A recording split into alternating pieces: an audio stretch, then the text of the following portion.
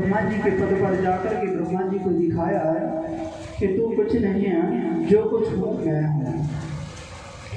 जब ब्रह्मा जी को लगा कि मुझसे बहुत बड़ा अपराध हो गया, मैंने भगवान से ब्रजवासियों को दूर किया है, तो ब्रह्मा जी आए और क्षमा मांगने लगे हैं। उस समय ब्रह्मा जी ने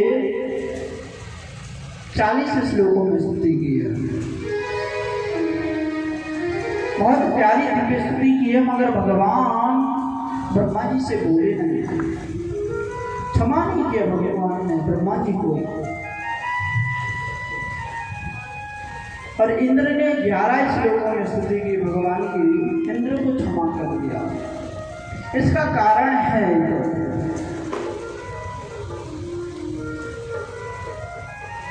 ब्रजवासियों को ब्रह्मा जी ने भगवान से दूर किया,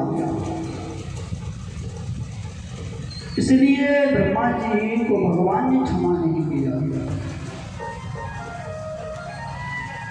और इंद्र ने ब्रजवासियों को भगवान से 7 दिन 7 रात्रि तक गिरिराज पर्वत को भगवान ने धारण किया, तो ब्रजवासियों को भगवान के दर्शन का लाभ प्राप्त हुआ, उनके साथ में रहने का। इसलिए भगवान ने इंद्र को क्षमा कर दिया है। आज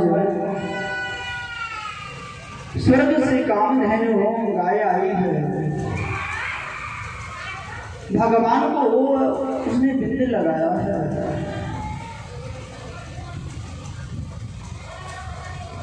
यहाँ भगवान का नाम गोविंद पड़ा।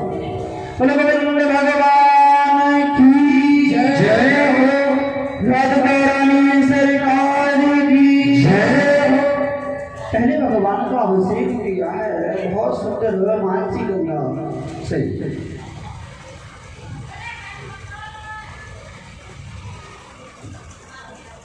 और बिंद लगा करके भगवान को बुलाए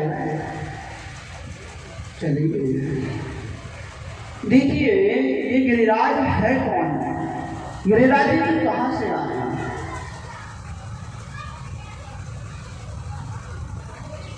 हम गिरिराज जी की कथा तो श्रवण करते हैं,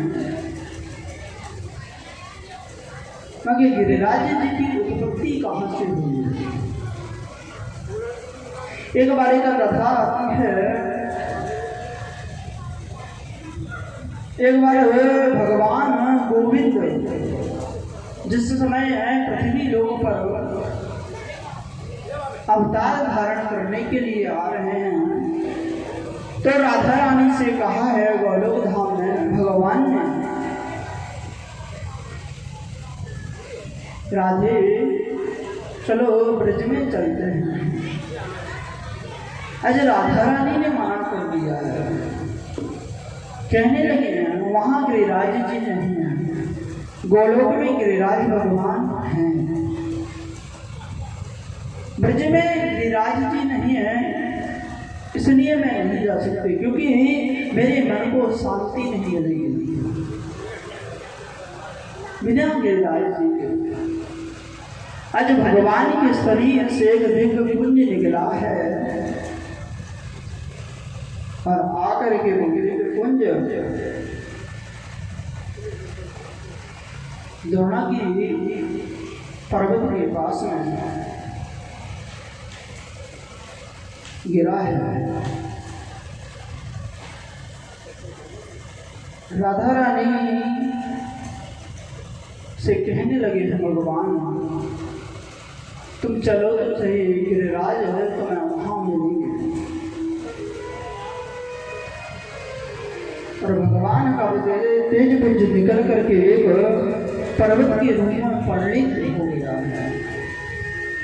भगवान की प्रेरणा से शाल्मली दीप में द्रोणाचल की पत्नी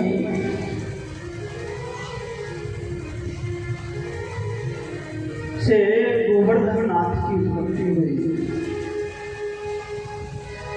जन्म हुआ, और हिमालय सुमेर वादी पर्वत भगवान का विग्रह मान करके उनका पूजन किया है।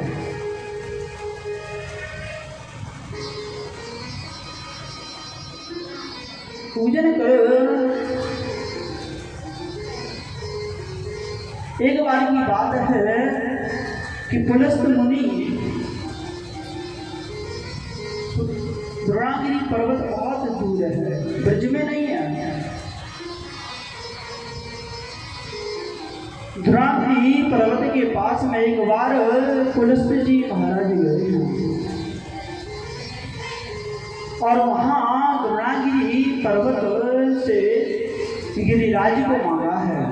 कहने लगे आप अपने पुत्र गिरिराज को मुझे दे दो, मैं इसे काशी ले जाऊंगा और काशी में ले जाकर के भजन करूंगा। द्रोणागिरी पर्वत ने कहा तुम ले तो जा रहे हो इसको। परीक्षित जी, द्रोणागिरी पर्वत का जो पुत्र है वो गिरिराज है। पुलस्त जी ने मांगा है कि मैं इसका इनके सानिध्य में भजन करूंगा, तप करूंगा और मैं इन्हें काशी लेकर के जाऊंगा। द्रोणागिरी पर्वत ने शर्त रखी है। कहने लगे गिरिराज जी कि मैं भेज तो सकता हूं,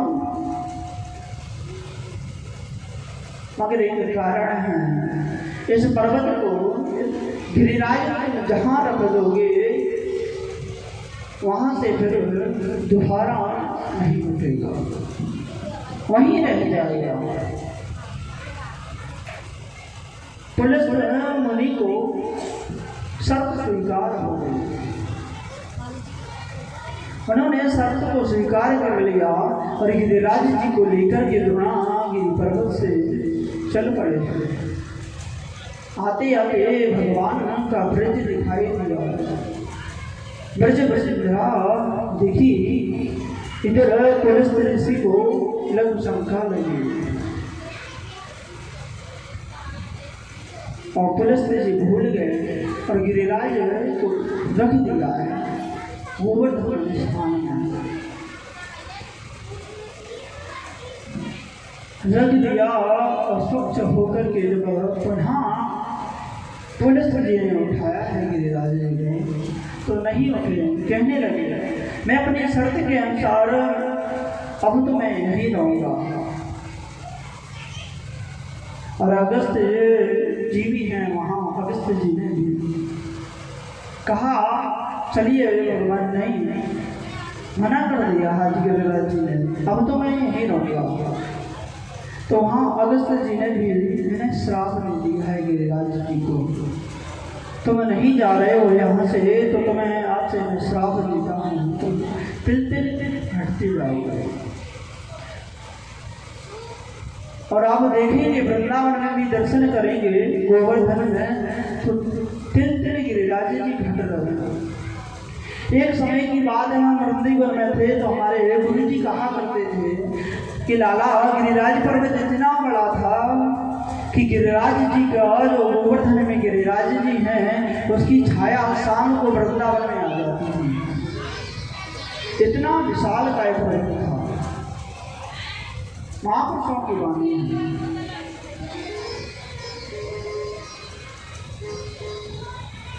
कहते थे कि हमारे गुरु जी बताते थे ऐसा, मगर अगस्त जी के श्राप के कारण गिरिराज धीरे धीरे घटते घटते घटते चले जाए। गिरिराज महाराज की जय हो। बड़ा सुंदर भाव। अगस्त जी का आह्वान क्यों किया भगवान ने? एक बार एक कथा आती है कौशिकी संहिता में। भगवान शंकर से माता पार्वती कहने लगी हैं, भगवान मैंने कभी किसी ब्राह्मण को जिमाया नहीं, और मैंने सुना है कोई ब्राह्मण जब तक रसोई में भोजन ना करे, रसोई का भोजन ना करे तो रसोई को पवित्र नहीं होगी। किसी ब्राह्मण को बुला करके लाओ।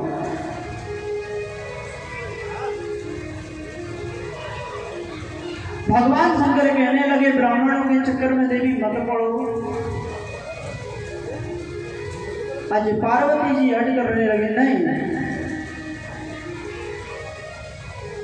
जब तक रसोई पवित्र नहीं हो जाए तब तक वो रसोई नहीं है, जब तक ब्राह्मण का भोजन ना हो।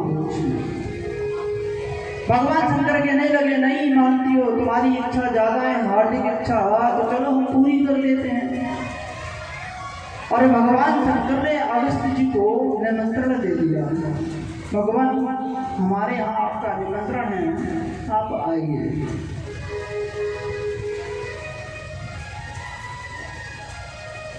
और अगस्त्य जी पधारे हैं। भगवान मैया पार्वती ने बहुत सुंदर दिव्य रसोई बनाई है अपने परिवार के हिसाब से। गणेश जी, कार्तिक जी, शंकर भगवान और पार्वती जी, और एक ब्राह्मण कितनों भोजन करे वो हिसाब से बना लिया है पार्वती जी ने।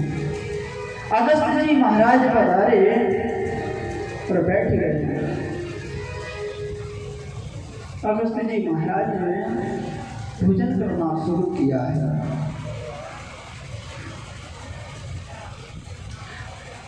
छोटी सी थाली में भगवान मैया पार्वती अगस्त्य जी के लिए भोजन लेके आई, जैसी थाली होती है।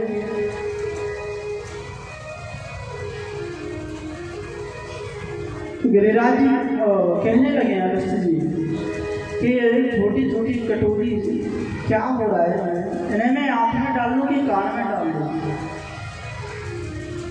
अरे खिलाना है तो अच्छे से खिलाओ। माता पार्वती बड़े बड़े पात्र लेकर के आई हैं और भोजन परोस दिया है।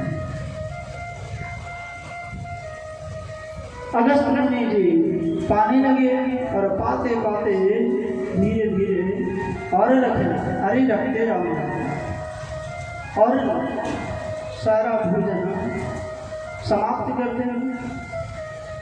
रिद्धि सिद्धि को बुलाया पार्वती जी ने और रिद्धि सिद्धि आई हैं, पूड़ियाँ बना गए। गणेश जी आए, पूड़ियाँ सेकने लगे और अगस्त्य जी महाराज खाते ही जा रहे हैं, खाते ही जा रहे हैं। 18 दिन हो गए, बंदे ही नहीं अगस्त्य जी। माता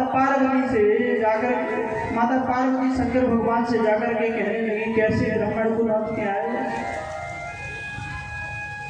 जिगने को नाम ही ना ले रहो। भैया पार्वती कहने लगी हैं बाबा खाने के बाद में पानी भी पियो जावे कुछ, और जब तक पानी ना पियो जावे ना तब तक भोजन पचे ना है, पानी तो पी लो।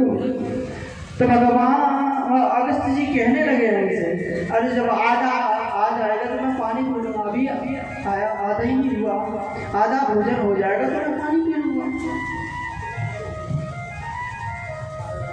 मैया ने कही कि पड़े आज ब्राह्मण देवता के चक्कर में फंस गया। और भगवान शंकर ने भगवान विष्णु से प्रार्थना की भगवान आइए ये ब्राह्मण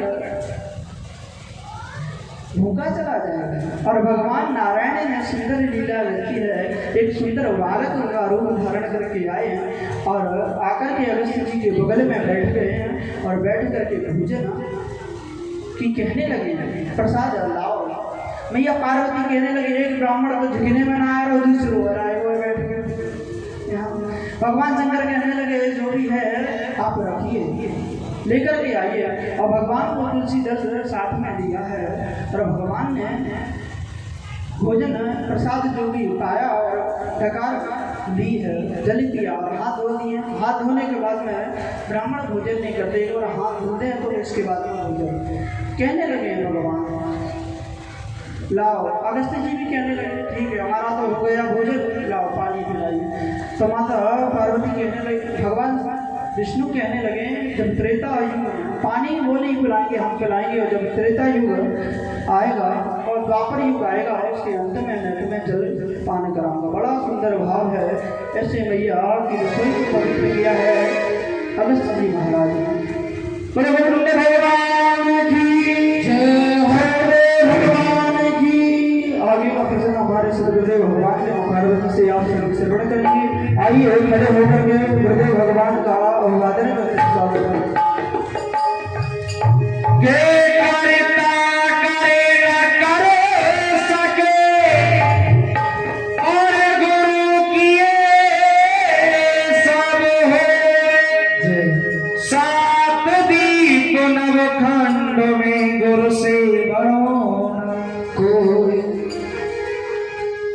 कि गुरु आपका,